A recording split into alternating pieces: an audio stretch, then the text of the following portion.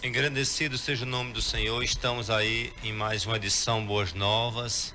Nós vamos para um momento de reflexão, né? Agora já atentarmos para a gloriosa palavra de Deus. Quero convidar o nosso irmão Samuel para fazer o texto, né? Simplesmente um verso, onde haveremos de nos ater a esse verso norteando, mas os demais outros podemos fazer referência a outros textos baseado aqui na nossa temática, Samuel. Vamos aí à abertura da nossa fala e advertindo o ouvinte da grande tragédia de não se apegar à obra vicária de Cristo. Irmãos amados, a graça e a paz do Senhor Jesus esteja sobre nós. Um bom dia a todos. Vamos ler aqui o texto de Marcos capítulo 8, versículo 36. Palavras do Senhor Jesus Cristo. Que aproveita ao homem ganhar o mundo inteiro e perder a sua alma? É uma pergunta que ele faz, uma pergunta retórica, que é para nossa manhã, no dia de hoje, com o tema a perdição da alma é a maior catástrofe do mundo. Eu queria ver, Samuel, e vejo nessa pergunta, eu diria que é a pergunta mais relevante, mais inquietante que se tem dentro da Escritura. Verdade. Né? Que é diante do homem ganhar o mundo inteiro e perder a sua alma. Diante do mundo que é manobrado pelo que se tem, não pelo que se é, né? As pessoas nos medem a partir não do que somos, mas do que temos. Movido pelo consumismo, pelo hedonismo, que é a ideia do prazer, né? É movido pelo materialismo, pelo consumismo.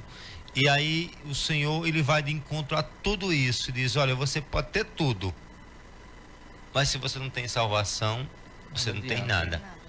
A gente vê um exemplo muito claro agora, um cara como o Gugu, estava lá em Miami, nos Estados Unidos, na sua mansão, em 2 palitos, em 2 segundos, desaba, cai e morre, né?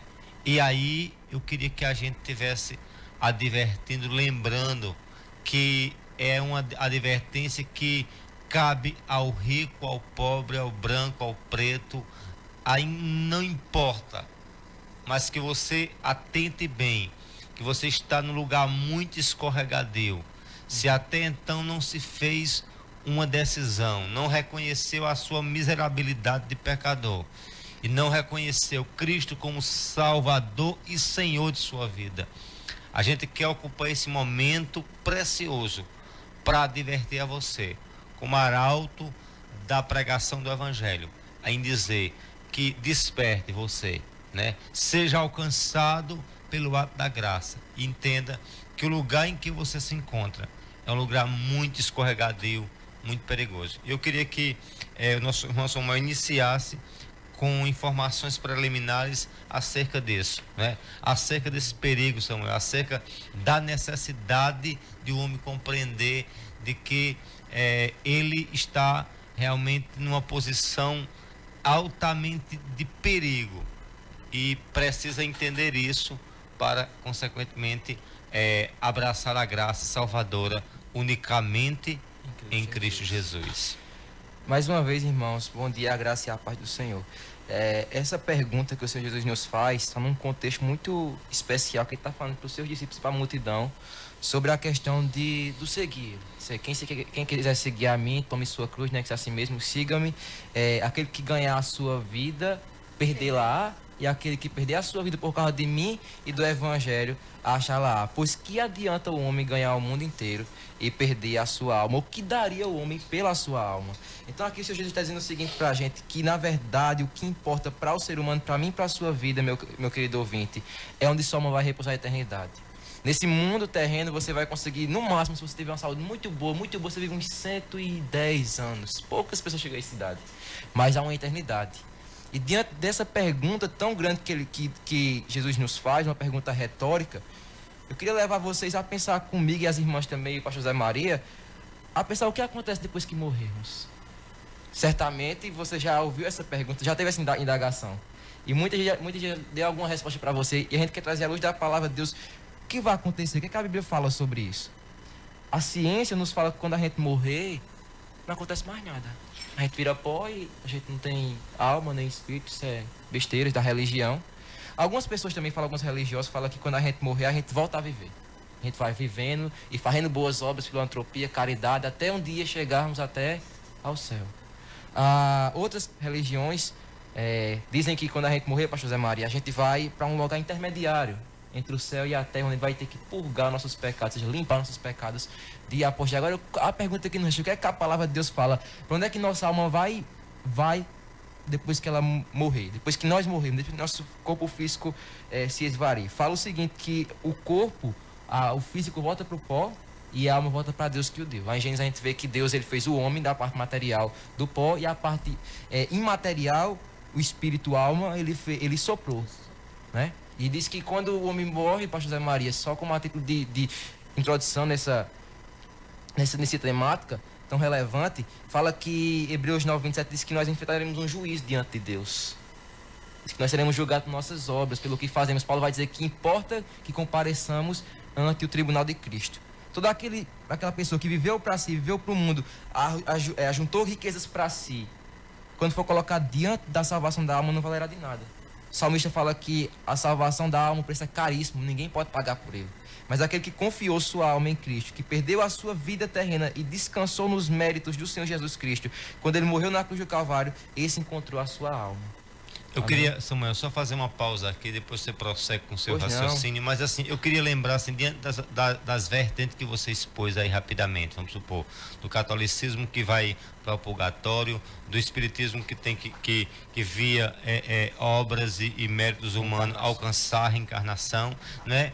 E outros dizem que acabou tudo, mas aí eu quero só frisar um pequeno episódio que eu fiz a um determinado rapaz há cerca de 20 anos atrás, e evangelizando ele. Ele me questionou se de fato o inferno existia, como eu havia dito à luz da Escritura. E eu peguei um giz, estava num quadro e risquei assim, vamos supor que a vida na verdade seja esse quadro aqui e metade desse jogo chamado vida é minha e metade sua, 50% vai para mim, 50% para você. Eu não acredito, eu acredito em céu piamente, inferno piamente, e você não acredita em nada.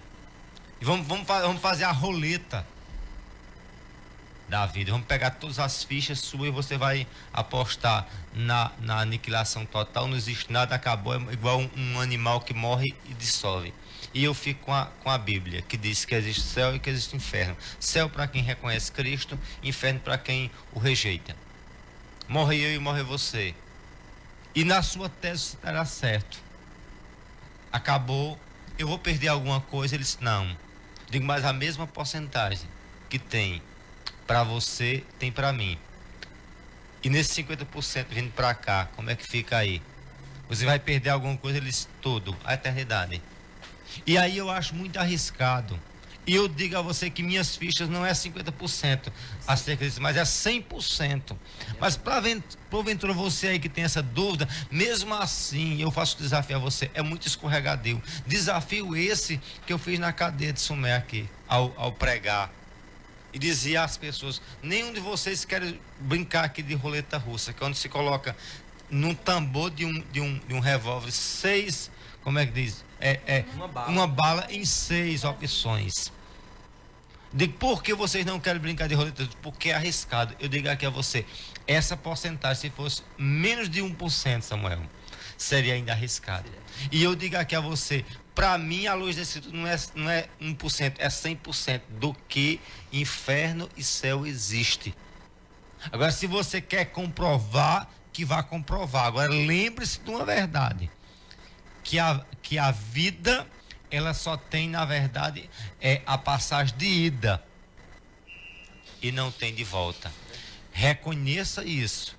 E se você quiser continuar zombando, como muitos zombam, que não existe nada, confia em meios errados, né? Mas aí, entretanto, eu só digo uma coisa, se apegue às Escrituras. Não se apegue ao pastor, porque muitos pastores vão para o inferno, muitos padres vão para o inferno, muitos espíritos vão para o inferno, porque entendam isso, porque as pessoas se apegam aos homens. E em nenhum momento Cristo mandou se apegar a homens, se apegar a Ele. Irmã Gorete.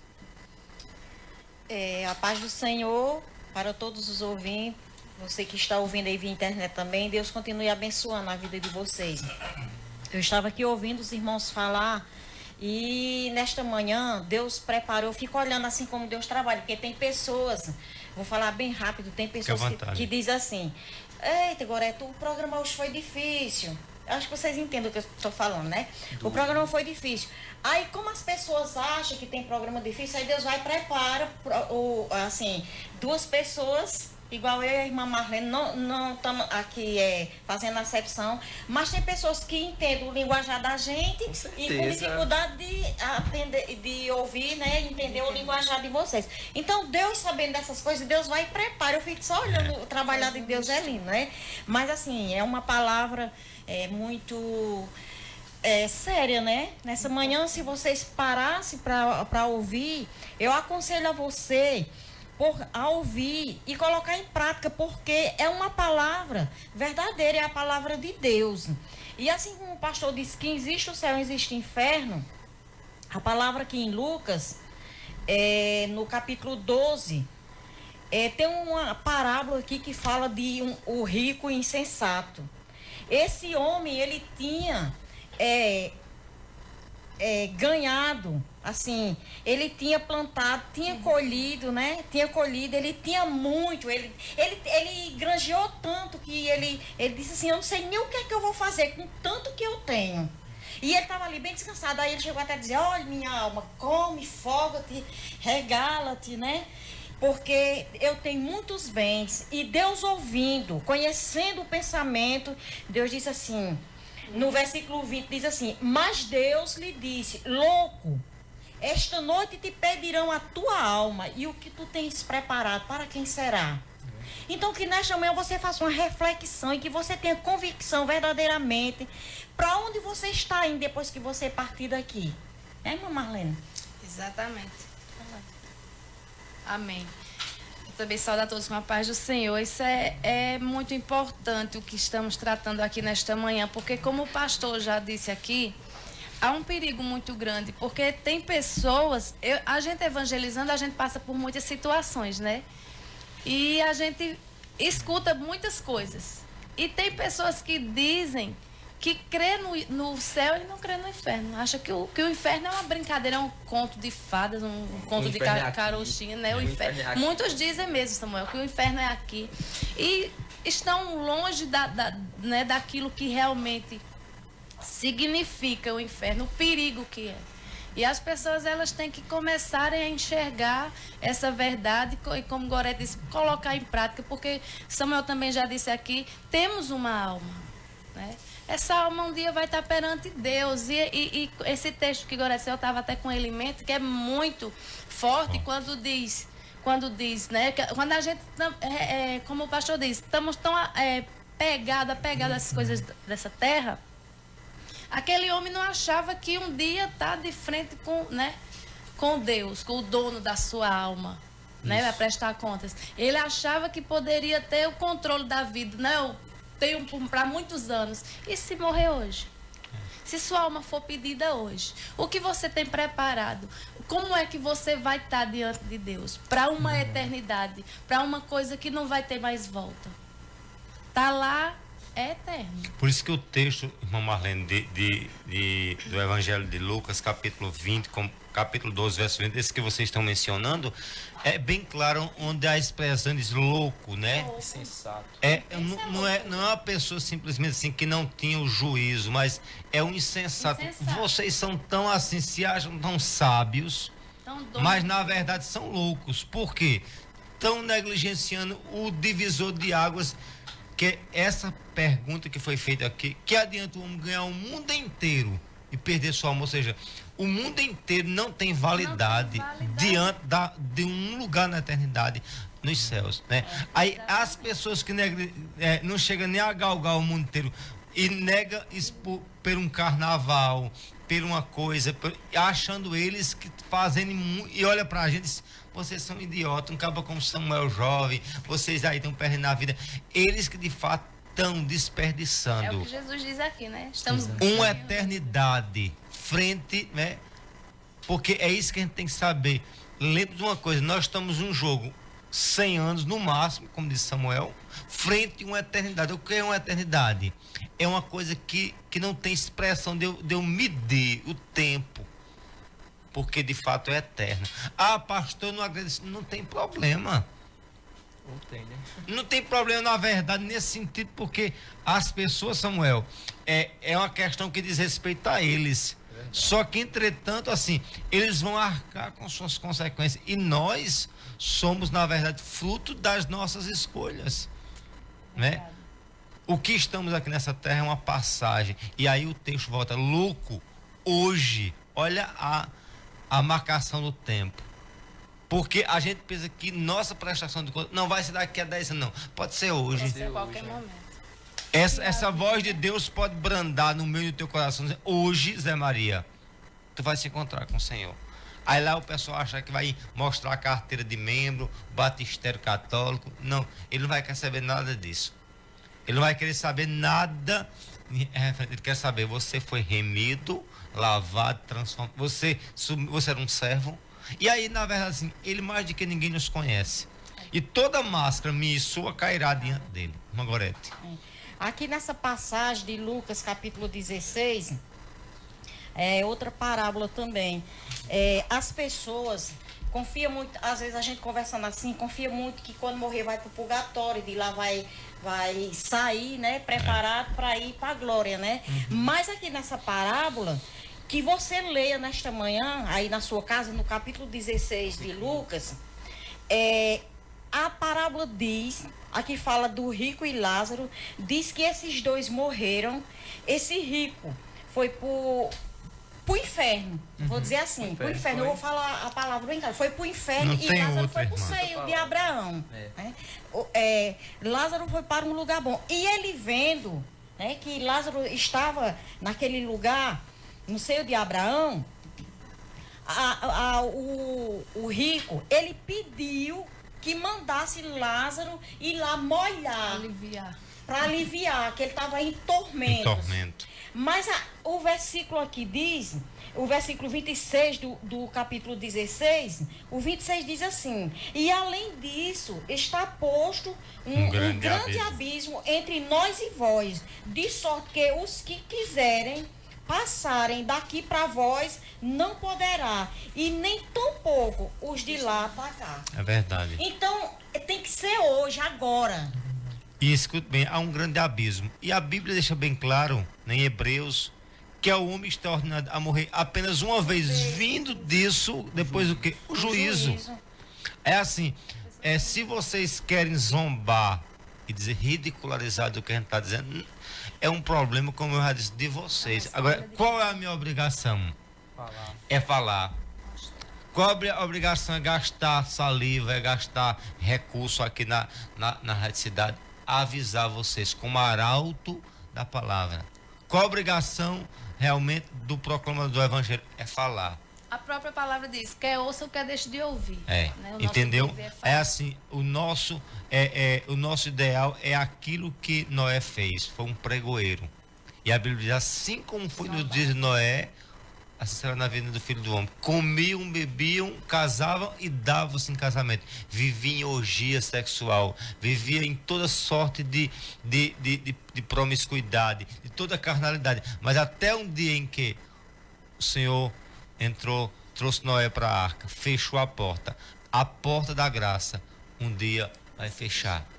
Por isso, enquanto você possa ouvir, se hoje ouvides a voz do Espírito Santo, não endureceis o vosso coração. Não é amanhã. Lembre-se que a marcação temporária do tempo é hoje. Samuel. Irmãos, essa é um texto complicado, realmente, é um texto difícil. Mas a grande questão é a pergunta, e agora, como encontrar, como ganhar a alma? Na verdade, o Senhor Jesus respondeu, aquele que perder a sua vida por minha causa do Evangelho achará a alma. É claro que Jesus não estava falando que a salvação é mérito seu, que você não perde ela, mas é o fato de você reconhecer que em você mesmo não há vida, em você mesmo não há como trabalhar, em você mesmo não há forças para fazer. Tudo que for fazer diante de Deus que você possa fazer vai ser como o trapo da imundícia. Mas diante de Deus, você precisa se colocar, reconhecer que é pecador, se arrepender de seus pecados e ver em Jesus a única solução para a sua vida. Foi Ele quem morreu por pessoas como eu e como você. Foi Ele que se entregou, foi Ele que verteu sangue. Ele se fez condenado no meu e no seu lugar, você que crê no nome dele. para que nós, uma vez colocando nossa confiança nos seus méritos, possamos já achar vida e vida com abundância. Você precisa correr hoje. Paulo diz, chegou o dia é hoje. Venha para Cristo, corra para Cristo. Antigamente, eu já terminei a falar aqui, pastor Zé Maria. Hoje em dia, os pregadores fazem, quem quer aceitar Jesus, né? Sempre pergunta, faz aquele apelo todo. Antigamente não era assim, antigamente eles viam, senhores, o que eu preciso para ser salvo? Quem perguntava eram os pecadores, era eles que perguntavam. Ninguém ficava dizendo, ei, venha para Jesus, venha. Não. Eu quero ir para Cristo, eu preciso de Cristo desesperadamente. E o nosso clamor é que ocorra também na sua vida. Que você veja que você não tem mérito, assim como esse rico, você não seja como esse rico tolo. Você encontre que tudo que você tem é refogo, é besteira, é pó. Mas você encontre em Jesus a solução para a sua alma na eternidade. Que Deus abençoe.